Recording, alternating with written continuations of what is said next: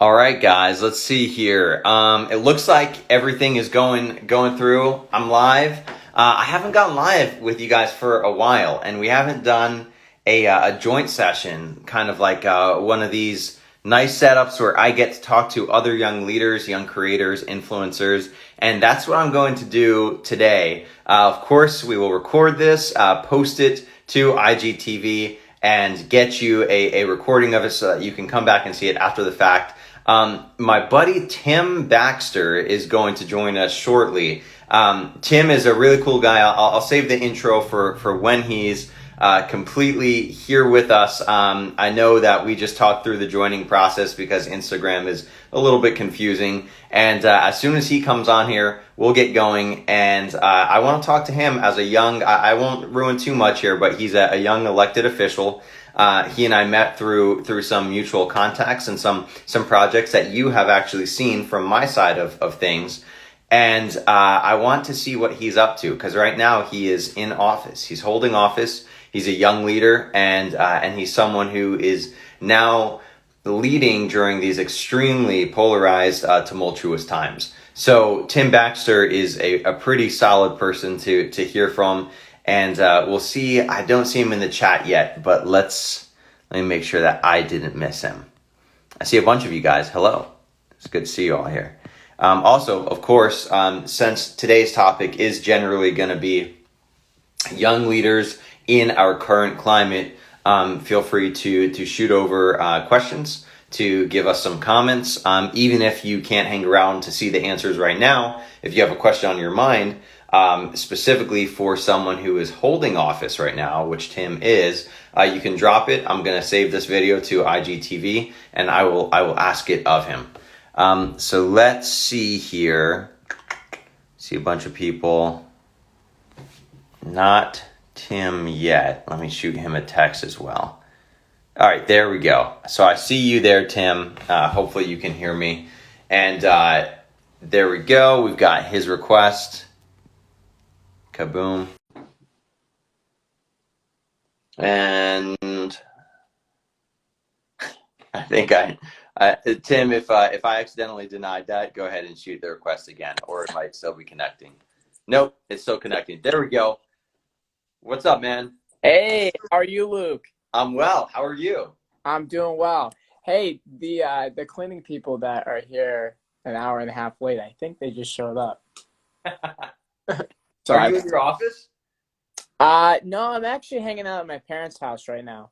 Okay, so let me give you a brief intro here. I want people to know some of your accomplishments. So guys, this is Tim Baxter. Tim, how old are you? I'm 23. 23. He is a member of the state legislature in the Northeast, New Hampshire. Is that correct? Yes. New Hampshire. And he won his election. Like me, he ran this time last year. He was running around knocking on doors, kissing babies, right?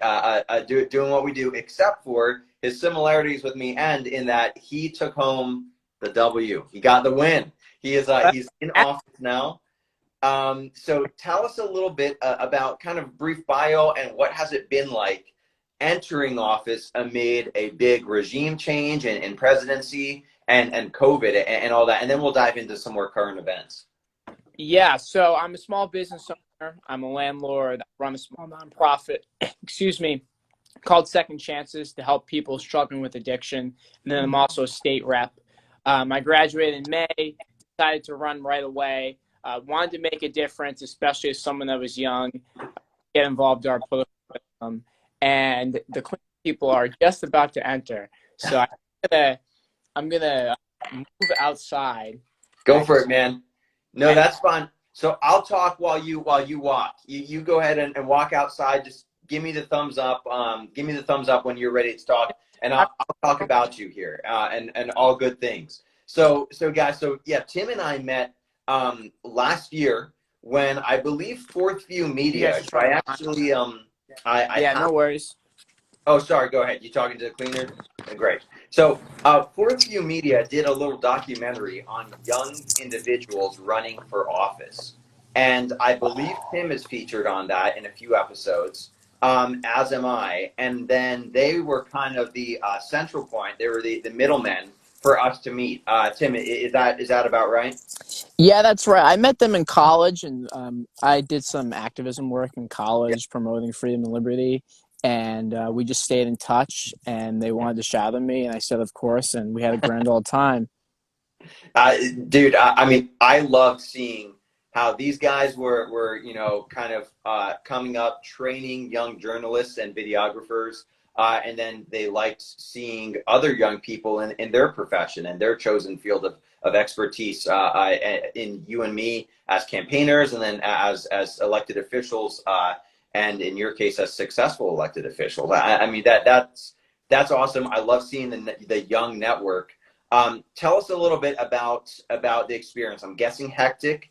Has it been something that has given you hope for the future? Has it been something that's been a little bit disheartening, seeing what it's like on the state legislature side? What's that like right now?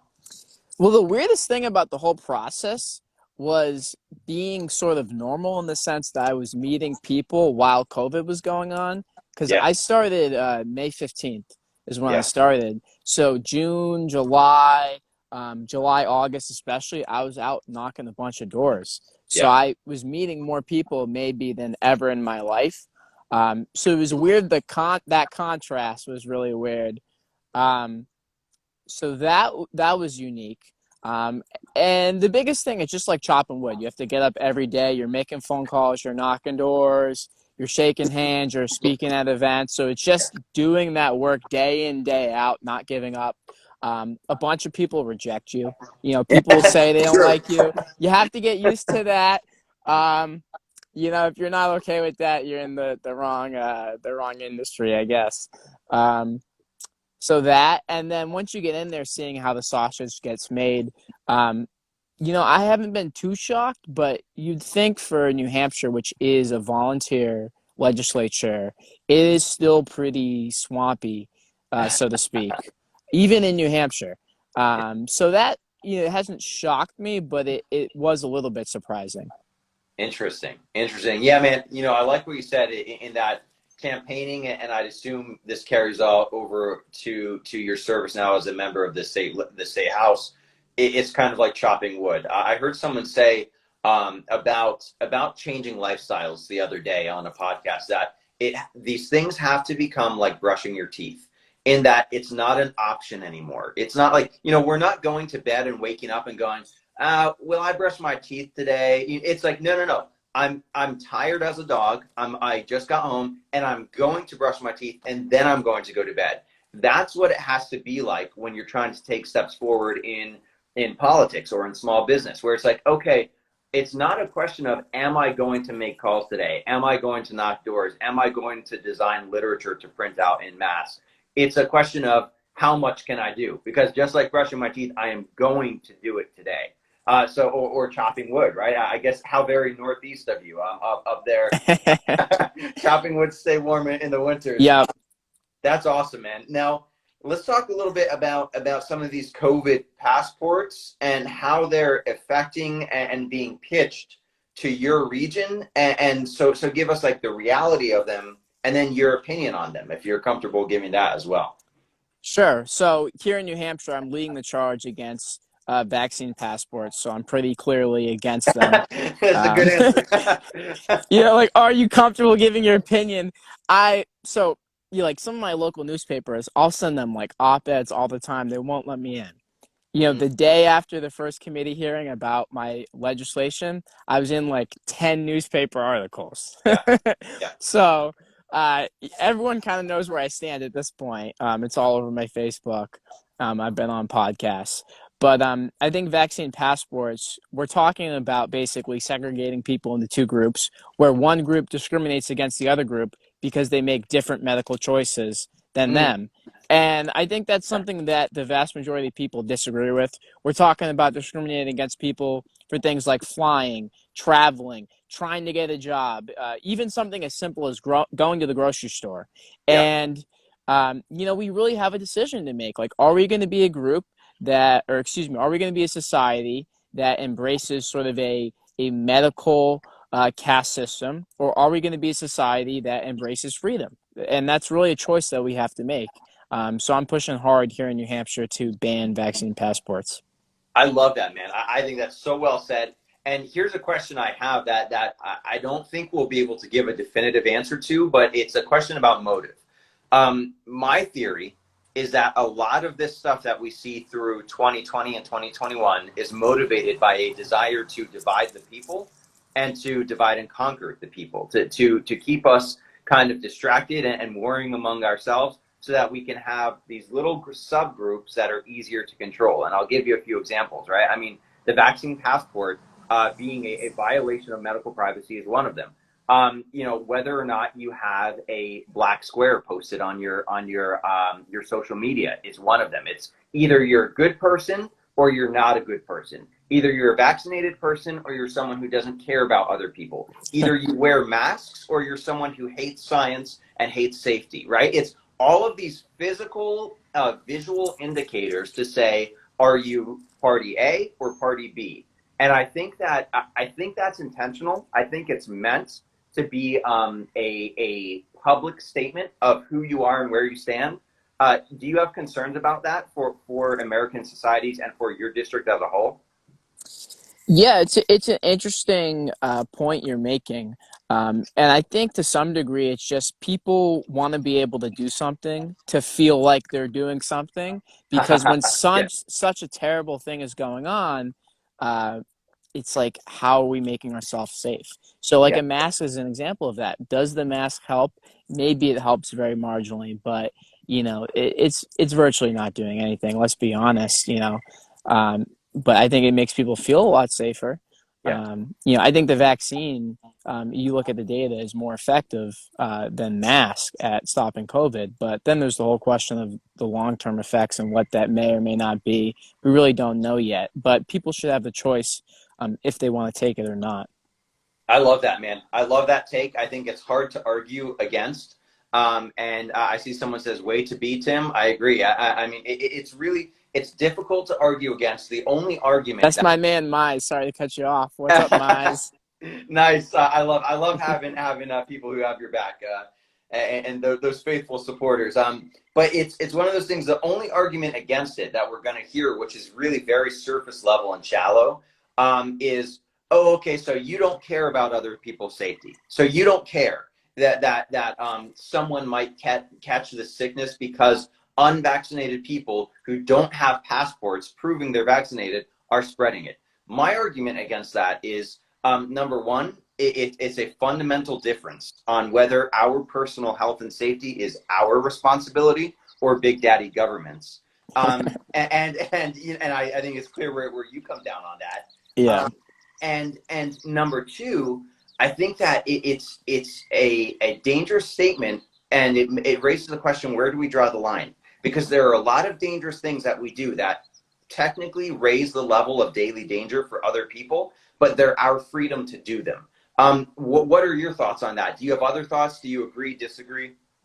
Sorry, my friends from high school are all messaging me in in our group chat. I But love it. um, but to your point, that was one of the safety question. That's the Yeah. main objection. Yes. Um, Yes. because I think a lot of Democrats, they're concerned about safety. They're more concerned about that than liberty with COVID-19, which Mm, that's where they're coming from. Fine. I had a Harvard professor that came and testified during our open committee session where the whole public could weigh in. And if you look at mandates, it actually it leads to people that are questioning the vaccine to not want to get it because it worries them when someone is forcing them to get the vaccine. So the mm, best way to encourage yeah. people that are hesitant about whether the vaccine is something they should get is to incentivize them and to not mandate them. And so Interesting. the guy Yeah. that I actually had from Harvard was a big proponent of the COVID-19 vaccine, but he was saying if you want the people to take the vaccine, you actually shouldn't mandate it. And so that if you actually look at the empirical data, that's a pretty good argument to not mandate it just from a safety perspective. Yep. But Yep. then obviously the biggest thing is, there's a question about mandating it. Would it actually increase how many people use it or not? but the disproportionate impacts of having this vaccine passport and the large scale discrimination you're going to see against the people that don't get the vaccine is just such a thing that I think in America people are generally against. Yeah. And that's why it has about 75% support banning vaccine passports with the public. Yeah, yeah, I love that, man. I mean, you just said so many good things. So on one hand, we have, like you said, the discrimination where people all on, I think some people on the left side of the aisle, they like to grandstand and pretend to care about equality when it comes to something like voter ID, which is, I believe, much more fair. But then all of a sudden, that compassion kind of dissolves when we start talking about vaccine passports, which, like you said, do affect different demographics, increasingly so, depending on what group of minorities we're talking about. So it would be discriminatory, and it would be figuratively kind of boxing certain demographics in a bit from travel and from commerce. And all of a sudden, those concerns kind of take a back seat, whereas they used to be frontal when we're talking about something like voter ID. So that's a great point, man. And then what you said about just saying, hey, look, when we don't try to shove this down people's throats, they feel a little bit safer. They feel a little bit less like we're trying to control them. So they're actually more likely to do it. I hadn't heard that yet, man. That's really interesting. Yeah, that was really interesting when I heard that as well. And the discrimination point specifically with marginalized groups, that's something I talked about as well. There's lots of people on the left wing side of the spectrum that are concerned about what voter ID would do in terms of discriminating against marginalized groups. So imagine a vaccine passport. Yeah. And I don't see how, more people on the left don't get that. But Yep. that's something I hyped on, because literally we're talking about grocery stores, trying to get a job, traveling in any way, shape, or form. Those are all things that you potentially wouldn't be able to do. Yeah. And getting a vaccine passport, having an app on your phone, you're talking about having a smartphone. If you don't even have an ID, how are you going to have a smartphone? So, It's true. so yeah, we're preaching to the choir here, but No, that's an good, man. important point. These are good points to share, even because I think you and I see eye to eye on these, but I think these are still methods of thinking through it that I hadn't even thought of. So I'm glad that you're sharing these. So someone's saying, also, could this have repercussions on being able to vote? So I think absolutely, but Tim, I think you're the one who is in the situation to speak to what people have tried to require of voters. So has anyone come forward in your experience and said something like that? Like, if you want to vote in person, you need a vaccine passport. Is that on your radar at all? I haven't seen anyone say that. People generally, try to make it so people can vote, and I guess what I mean by that is that, like dealing with COVID-19, like a mask mandate, there Yeah. was no attempt, at least in New Hampshire, to make it so people had to have a mask to vote, because I think people recognize that a large percentage of people didn't want to wear a mask. Yeah. Now, here in New Hampshire, and it varied by precinct, the rules they set up, because it's kind of up to the discretion of the moderator. Yeah. If you didn't want to wear a mask, there was a segregated area where you could go vote. Sometimes they'd bring the ballot to your car, but everyone could vote. But there was also an area where people that wore a mask got to vote. Yeah. Interesting. And someone's saying getting a negative test is a pretty easy way to get to vote without a vax. So I think that's true, and I think it varies by state, though. And for instance, I know that I have family in a few different states. Some of them treat negative tests as being more authoritative than other states. And my experience is that I actually know someone in Pennsylvania who tried to vote without a mask and ended up having to essentially get a sheriff's escort because he was initially denied. They said, you can't vote without a mask. So I think it varies region to region, state to state. But these are all hard questions that, regardless of where you fall, we have to be able to talk through and answer, especially when we start talking about demographics who may or may not be able to get as easy access to a smartphone for an app proving that you're vaccinated, or voter ID, or transportation to get a negative test. All of these are things that if we're going to care about one, we need to care about all of them equally and treat them as being problems that should be tackled. Shifting gears here, Tim, I have to ask, what is your experience as a young elected official, with the respect or lack thereof that has been given to you as someone who made it, just because I mean when we look at the functionality, right? Just like a 65-year-old who got elected, you as a 23-year-old went through the same exact stuff. You got elected, you deserve their respect just like that 65-year-old does. But that's not always how it is in my experience, even though by merit it should be the same. Is that your experience? And can you kind of tell us about what that's been like for you? Yeah, it's definitely unique being young, especially in sort of an old person's game, so to Yeah. speak. So respect is earned, not given, which is fine. And often being young is a double-edged sword.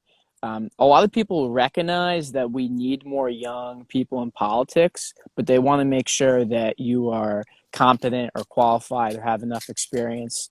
So it helped that I wasn't just a young person that wanted to be involved, but I was a young person that was already engaged in my community. I run a small business, I run a nonprofit. So it was sort of a logical step to my public service, so to Yeah. speak, to want to get more involved. And I saw just so many corrupt politicians that were taking advantage of people, growing their power by taking away our liberty and freedom, that especially as a young person, I felt compelled to get involved in our system and to fight back against corrupt politicians. So I really am just continuing that same message now, trying to give people their freedom back, reduce the power of politicians and fight back against politicians. Unfortunately, some politicians don't like that. So, that means that not everyone necessarily likes me, which is okay. Yeah. I try to be respectful of everyone, but I'm first and foremost fighting for people, which means I'm not necessarily everyone's friend up in Concord. I like that, man. I mean, there's that quote, right? Show me someone with no enemies, and I'll show you someone who's never stood for anything. If some people aren't going to like you, that probably means that you're doing an okay job. You're going to make enemies when you stand for what's right. Now, someone asked here, what is the business? What's the small business? So you mentioned real estate. Is that right? Yeah, so I'm a landlord. I have a 6 unit apartment building. Nice. I'm looking to potentially refinance that building or sell that building and 1031 it, buy another building. Um, Nice. yeah, well, you got to know the rules, man. That's it. Um, That's it. Yeah, but talk it's through that. That's reinvesting your income directly tax free into another investment. Is that right? I mean, I think this is good stuff for young people to Yeah, know. yeah. So 1031 is provision in the tax law. If you sell a piece of real estate, you have to buy another piece of property within a certain amount of time of greater or equal value. Yeah. And so the market's so hot right now. One, my revenue's up. I put in a bunch of money into the building. I put in about $50,000, and the revenue is now higher because it's a nicer place to live. The quality of the tenant is higher, but also the market is way up. Mm. So I'm looking to either refinance or just get a new building, potentially a building with more units, because the value of the building I currently own it's a lot higher now. Yeah. I love that, man. I wish that our education systems would focus a little bit more on the entrepreneurship side of the house, on practical math. So practical math to me would be taxes, which everyone don't forget it's tax day. Either file that extension or get those taxes in, right? On taxes, on stock market, and Don't on remind me. right. That's awful. I paid my taxes earlier today. Yeah, I got a handle on mine a few weeks ago. I was proud of myself. I didn't ride it to the end of the line as I usually do, but I wish education would teach us how to be a little bit more empowered, like you are at 23, fresh out of college, owning the place where six separate families live. Being an elected official, this is possible because you put in the work to learn that. Sadly, though, a lot of those kind of how-to courses are not in core curriculum of education. I think that's a little bit of a disservice. I learned nothing about real estate in college, just so you There you know. go. Yeah, yeah, Yeah. and that's a No, shame. I agree with you completely. Um, and, a lot of running a small business, the biggest thing is just, and the same thing with running for office, it's taking that plunge and deciding to do it. Most people are too afraid of failure. Um, and you have to just be willing to start something. Yeah. Um, so that's always the hardest part. And then the second hardest thing is just problem solving, day in, day out. And that's what I like, with real estate. It's just a lot of working with people. It's working with tenants. Same thing with politics. So it's ironically real estate and politics. They don't seem that connected, but they're very similar in a lot of ways.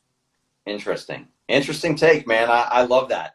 Now, tell us a little bit more about the day to day for you now. So you are still involved in the small business that you own, and I didn't know this actually about New Hampshire. It is a volunteer state legislature, meaning you don't get salaried. Is that correct? $100 a year. Yeah, That's almost like an insult. It's like I hear a little some bit. say you get something. Yeah, I might That frame the check. you're willing to do that and to give your time there. What has the experience been like in balancing that new lifestyle between now you have your private business and you have your public responsibility, and what is next? What looks like the next thing for you? Can you talk to us about what's next? Well, we'll see what comes next. I'm always looking to serve the people of New Hampshire as much as possible, but it's busy, it's hectic. I feel like I'm a chicken with my head cut off, but I love what I do.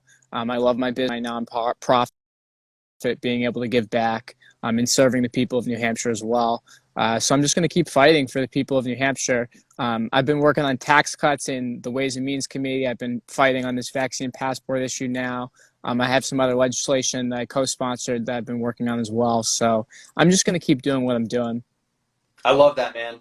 And someone here says, nothing bests hands-on experience. I believe that's right. I mean, so you said, right, take the plunge, just do it. You have to make your decision that you're going to go nose to the grindstone and learn as you go. And then you said something about adapting or problem solving, right? Kind of learning on your feet. I couldn't agree more, man. Any advice for people who are looking for young individuals in high school, in college? What are the words of wisdom from someone who, by all accounts, right now, I mean, you're successful, man. You Thank won you. the first run. You own a pretty nice business there in real estate. What would you tell someone who is in high school or in college thinking, I don't know what I want to do, and I don't know that I'm qualified to do any of these adult jobs? Because I think a lot of us, when we were in high school and college, kind of felt that way. You feel outclassed Yeah. by all these professionals out there. Well, I would start by like reframing that. A lot of people would ask me, like, why are you qualified to be a state rep? And Yep. I'd say, look, I want to make a difference. So let's start from there. And then here's what I've done. Here's my experiences. Something like that does help to have some Yeah. experience in your community before jumping straight into that. But do stuff because you want to make a difference. Don't feel like you need to justify it to anyone. And then if you're not sure what to do, that leads a lot of people to not do much of anything. Instead, I would say seek out really intensive, unique experiences. That could be travel abroad, that could be a 45-hour a week internship when you're a sophomore in college, like me. But take on these new positions, these roles that will be challenging, that will be vigorous. And, you might find that you like something that you did that's new. And if not, don't do that and do something else. Yeah, yeah, I like it, man. All right, we're running out of time here, and we're running out of time because Instagram cuts us off at I think 45 minutes, and I'm running out of My battery. phone's going to die But anyway. Yeah. you know how it goes. I mean, I feel like this is the millennial Gen Z story, right? Always running out of battery. But I want to hear your high point and your low point of the election cycle or of being an elected official. Something good, something bad. And along with that, what did you do when you learned that you won? That as a 23-year-old, fresh out of, Yeah. I think you were against, am I right in remembering 5 other people were involved that you outperformed? Yeah. So for my primary, there was 6 candidates. 3 moved on. I Yep. came first. 2 of the 6 were incumbents. And everything comes down to election day. Uh-huh. So that was the high point. And I was a nervous wreck. I barely slept the last 3 or 4 days at the polls. I was just like pacing around. I looked probably like I was going insane. Uh, um, But when I won, the way I found out that I won. So there's two towns, Seabrook and Hampton Falls. Hampton Falls is smaller, and the polls close an hour later. So most of the candidates just went home when Seabrook was done. I went to Hampton Falls to get the last couple of votes, meet any people that would show up, and Oh, Abul Khan, who's a selectman in Seabrook, came over to Hampton Falls, and he knew the results because he was a selectman. They counted the votes, yeah. and he's been in 10 plus years of elections in Seabrook. And that day at the polls in Seabrook, he ran an absolute clinic in retail politics. So I thought for sure that he was going to win. And he broke the results for Seabrook for me. And he told me that I came in first in Seabrook. And instantly, I just started crying, Yeah. sobbing on the Yeah. spot because I knew that I was going to win based off of that. Um, and yeah, it's a moment you never forget. It's months and months, Mhm. hundreds and hundreds of phone calls, tens of thousands of dollars, thousands of doors, all to come that down to that moment. Pretty surreal. Um, and I think the lowest moment is just, people, you know, shit talk you in politics. Yeah. I heard the other day someone said I was from Texas. Like all kinds of crazy crap people Like say a about you. carpetbagger or something. Like, what's he doing here? Yeah, yeah. Um, sometimes people that you think are your friends stab you in the back. Yeah. That's politics. That's happened to me already. So, you just got to toughen up, basically. But basically, because you're trying to make a difference, people attack you. But, I'm used to it by now. I like to joke, too. If politics wasn't so personal, it might not be so fun, too.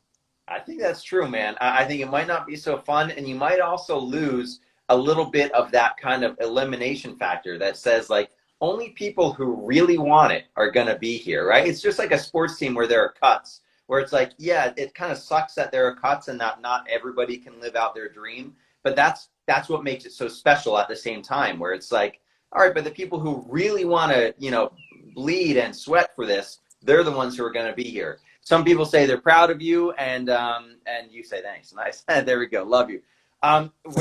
Where can people find you? Even people out of state who say, Yep. I want to support a young leader. I like his policies and his values because for me on my campaign, I got donations from people who said, we love what you're doing, even though we're from California or Tennessee. So people like that, people who just want to feel good about the direction of the nation, having some energized young patriots in power. Tell us about your website, your social media, whatever. Where can people be in touch with you, donate, volunteer, all the good stuff?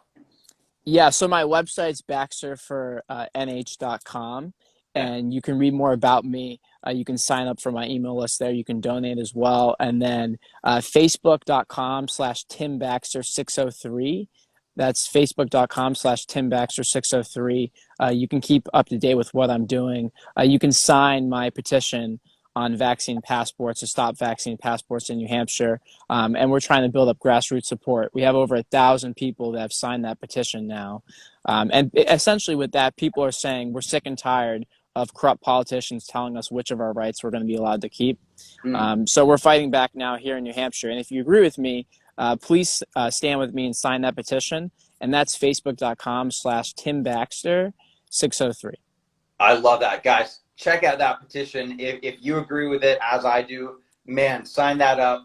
That is so worthwhile. People need to feel pressure. People need to know where voters stand, and I think that's exactly what you're doing in a healthy way. Is applying that pressure, giving a voice to individuals. Any last words that you'd want to tell people? Any shout outs? Anything like that? No, that's it. I appreciate everything you're doing as well, man. Keep it going in Pennsylvania. And I'm looking forward to chatting with you more in the future. Heck yeah, Tim. I'll be seeing you, bro. All right, take care, Luke. See you guys.